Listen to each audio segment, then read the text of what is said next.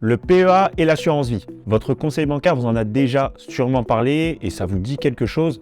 C'est normal puisque c'est les deux types de placements les plus privilégiés par les Français. Mais connaissez-vous vraiment leurs objectifs et comment les utiliser à bon escient? Ces deux types d'investissements permettent d'optimiser le rendement de vos placements via les marchés financiers. Et c'est un sujet intéressant, d'autant plus pendant cette période d'inflation, car notre épargne qui n'est aujourd'hui pas placée va perdre de la valeur à cause de l'augmentation des prix à la consommation. Malheureusement, le PEA et l'assurance vie sont souvent sous-estimés et mal utilisés par le grand public car ils sont utilisés sans réelle stratégie. Pourtant, leurs atouts pourraient grandement vous aider dans l'optimisation de vos investissements, d'une part de par leurs avantages fiscaux et d'autre part par leurs spécificités qu'on va voir à travers cette vidéo. Comment faire pour tirer parti de ces deux enveloppes fiscales? Quels sont les points importants à prendre en compte dans le choix de son placement parmi le PEA et l'assurance vie? À travers cette vidéo, on va voir ensemble les différences entre ces deux types de placements qu'on pourrait appeler des placements classiques, comment bien les appréhender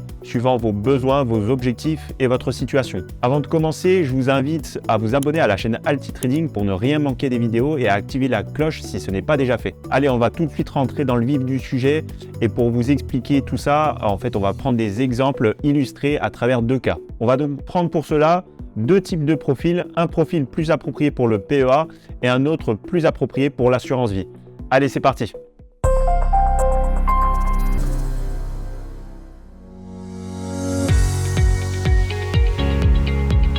Donc dans un premier temps, on va s'intéresser à l'exemple du PEA, donc le plan d'épargne action, avec l'exemple de Jean. Donc Jean a 25 ans et il souhaite placer une partie de son épargne sur les marchés financiers. Il souhaite donc optimiser le rendement de ses placements à travers les marchés financiers et il souhaite faire cela de manière long terme, donc ça ne l'oblige pas à sortir son épargne d'ici 5 ans. Ses objectifs étant de préparer sa retraite sur un horizon de temps très long, donc au minimum 25 ans dans son cas, financer un achat immobilier qui n'interviendra pas d'ici 5 ans, et enfin, il souhaite optimiser son placement sur les marchés financiers tout en optimisant sa fiscalité.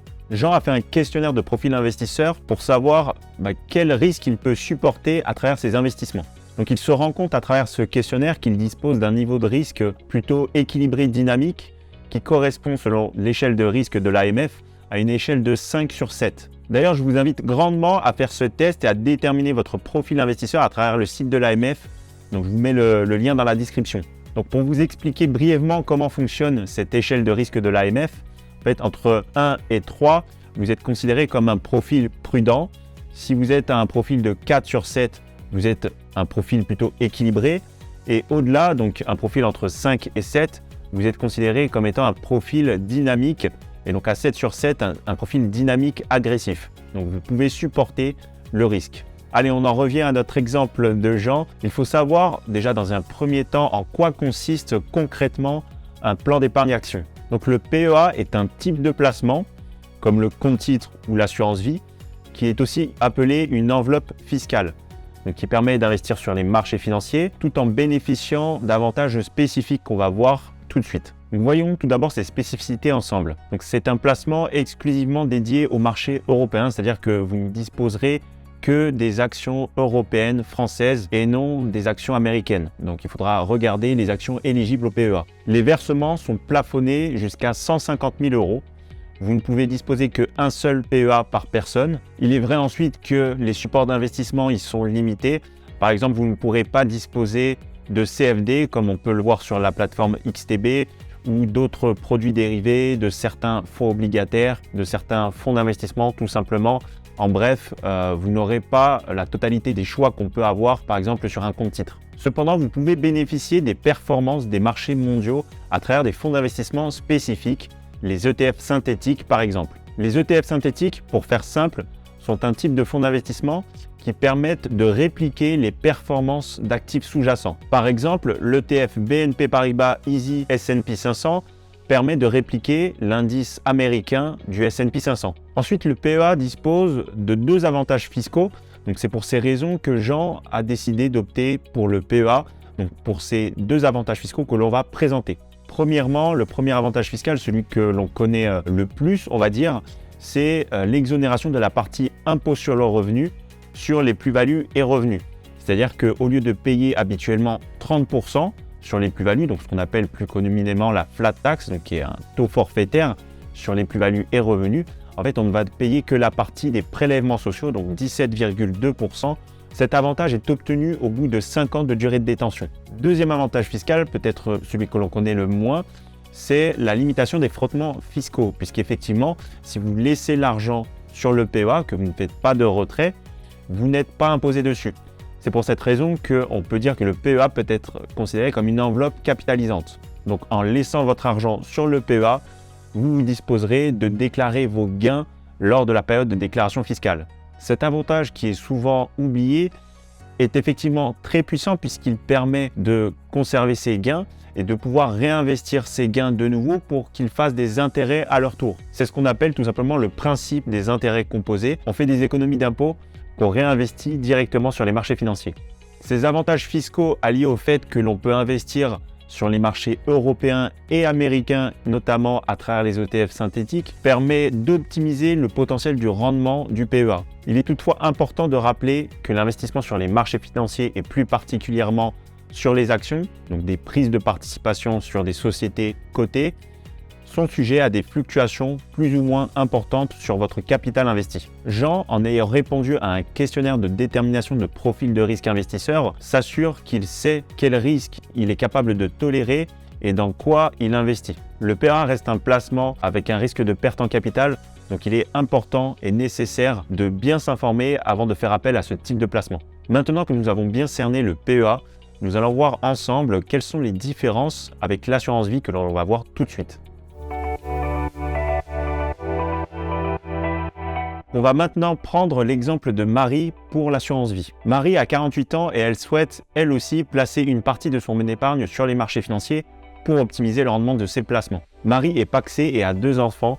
Elle souhaite donc notamment préparer l'avenir de ses enfants, protéger son conjoint et assurer la bonne transmission de son patrimoine en cas de malheur. En plus de ses objectifs spécifiques, elle souhaite, tout comme Jean, préparer sa retraite qui arrive sur un horizon de temps de 15 ans, financer un achat immobilier par nantissement, c'est-à-dire mettre en garantie une assurance vie qui est investie avec une allocation sans risque, donc essentiellement investie en fonds euros pour garantir et obtenir plus facilement un financement dans l'immobilier, tout en optimisant la fiscalité de ses placements pour optimiser ses investissements. Pour remplir tous ces objectifs, Marie a entendu parler de l'assurance vie. L'assurance vie est un contrat d'épargne qui permet de placer une partie de son épargne investie sur les marchés financiers. C'est une solution d'investissement qui est très souvent utilisée dans la gestion de patrimoine car c'est un véritable couteau suisse.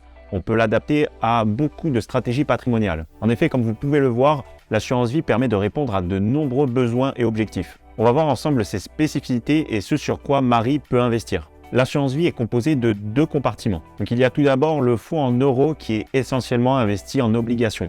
Donc, pour rappel, les obligations sont des titres de créances négociables. Donc, c'est tout simplement des dettes.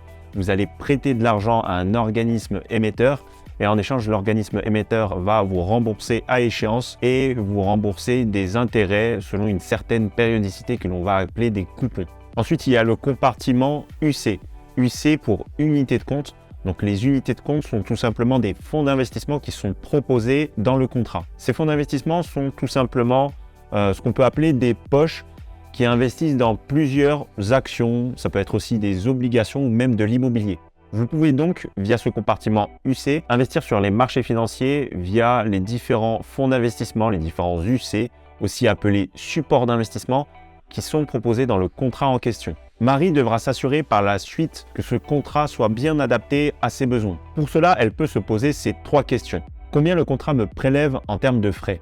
Effectivement, malgré le fait que l'assurance vie réponde à de nombreux besoins, il n'en reste pas moins rempli de frais qui viennent impacter grandement sur le long terme la performance. Les principaux frais dont Marie devra bien faire attention sont tout d'abord les frais d'entrée. Marie devra s'assurer qu'à chaque fois qu'elle verse de l'argent sur son contrat d'assurance vie, son argent sera investi à 100% sur son placement qu'elle aura choisi. C'est-à-dire qu'il n'y a pas de frais d'entrée. Ensuite, elle devra s'assurer que les frais de gestion annuels soient le plus bas possible. Contrairement au PEA, où là, les droits de garde sont gratuits quand on passe par exemple par des courtiers en ligne comme Boursorama. L'assurance vie prélève des frais de gestion annuels sur la totalité du capital investi. Par exemple, les frais les plus bas qu'on peut retrouver sur le marché de l'assurance vie français tournent autour de 0,5 à 0,6% de frais de gestion annuels par an. Donc si vous trouvez des contrats qui tournent autour de ces frais de gestion-là, Ce sont de très bons contrats puisque la majorité des contrats en moyenne ont des frais de gestion annuels qui tournent autour de 1% de frais de gestion par an. Ensuite, la deuxième question que Marie devra se poser dans le choix de son contrat, c'est comment est géré mon contrat? En effet, il existe plusieurs façons de gérer un contrat. On peut par exemple le déléguer à notre conseiller ou intermédiaire. Donc ce type de gestion est assimilé à de la gestion pilotée ou de la gestion sous mandat. Ce qui nous intéressera le plus, d'une part pour diminuer les frais et d'autre part pour y faire nos propres allocations, c'est la gestion libre. C'est-à-dire que c'est bien nous qui avons la main sur ce que nous investissons, le choix des supports d'investissement, de l'achat et de la vente. Et enfin, la troisième question que Marie pourra se poser dans le choix de son contrat, c'est quel support d'investissement le contrat me permet d'avoir. Les contrats d'assurance vie ne proposeront pas tous les mêmes fonds d'investissement. Certains seront limités, ils ne proposeront au mieux que pas plus de 70 UC, donc 70 fonds d'investissement. Alors que d'autres vous permettront d'avoir davantage de choix puisqu'ils vous permettront d'avoir accès à plus de 700 voire plus de 1000 supports d'investissement. Bien évidemment, on vous conseillera d'aller vers le contrat qui vous proposera le choix le plus large de supports d'investissement puisqu'il vous permettra d'une part de pouvoir vous diversifier davantage, que ce soit au niveau de la géographie de vos investissements.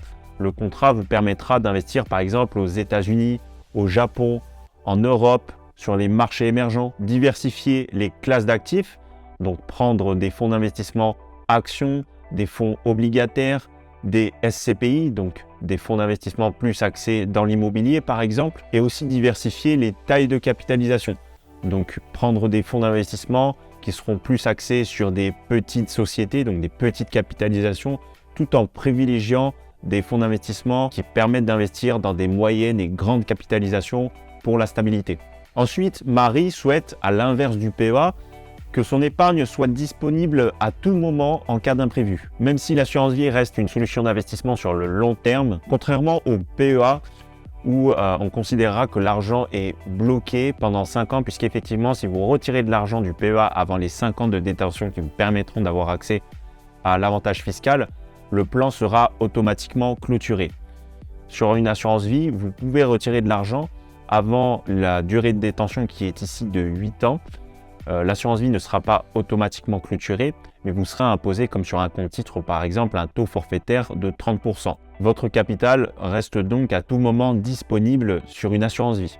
Les avantages fiscaux que pourra bénéficier Marie à travers son assurance vie sont les suivants. Comme nous venons de le dire il y a quelques instants, à travers une assurance vie, l'avantage fiscal est obtenu au bout de 8 ans, contrairement au PEA où là on l'obtient au bout de 5 ans. Avant ces 8 ans, comme nous venons de le voir, l'argent reste disponible à tout moment. Si vous retirez de l'argent avant ces 8 ans-là, vous serez imposé au taux forfaitaire de 30% sur les plus-values et revenus. Au bout de 8 ans de détention, vous aurez ce qu'on appelle un abattement forfaitaire de 4 600 € annuel qui vous permettront de bénéficier d'une exonération de la partie plus-value sur les retraits. Il restera toujours la partie prélèvements sociaux de 17,2% qui seront dus. Si les plus-values représentées dans les retraits sont supérieures à 4 600 € annuels, alors la partie impôt sur le revenu de 12,8% ne sera pas imposée à 12,8%, mais à 7,5%. Le second avantage fiscal est, comme nous l'avons vu à travers le PEA, que l'assurance vie est aussi considérée comme une enveloppe capitalisante. Donc Marie pourra bénéficier, tout comme Jean, de la limitation des frottements fiscaux au sein de son assurance vie.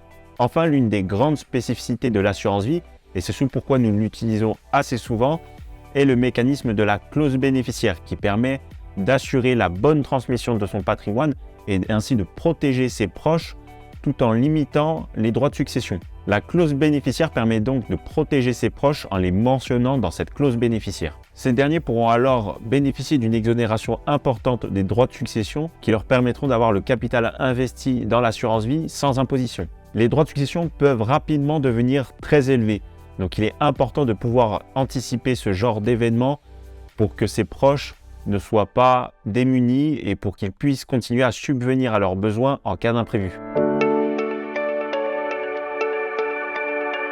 Pour conclure, ces deux types de placements répondent à des objectifs similaires mais aussi spécifiques qu'il faut bien distinguer. Le PEA ayant un choix d'investissement plutôt orienté vers les actions tout en bénéficiant d'avantages fiscaux intéressants, il sera plutôt orienté vers les profils acceptant le risque sur le long terme. L'assurance vie, quant à elle, sera plutôt orientée vers des supports d'investissement plus variés. Attention tout de même au choix du contrat. Il sera surtout utilisé notamment dans une optique de transmission du patrimoine pour protéger ses proches. Afin d'approfondir cette recherche de placement intéressant et ainsi pouvoir optimiser vos investissements, vous pouvez bénéficier de notre formation Power Fiscalité. Vous y découvrirez comment décrypter la fiscalité sur les marchés financiers et ainsi comment pouvoir optimiser ses investissements. J'espère que cette vidéo vous aura plu.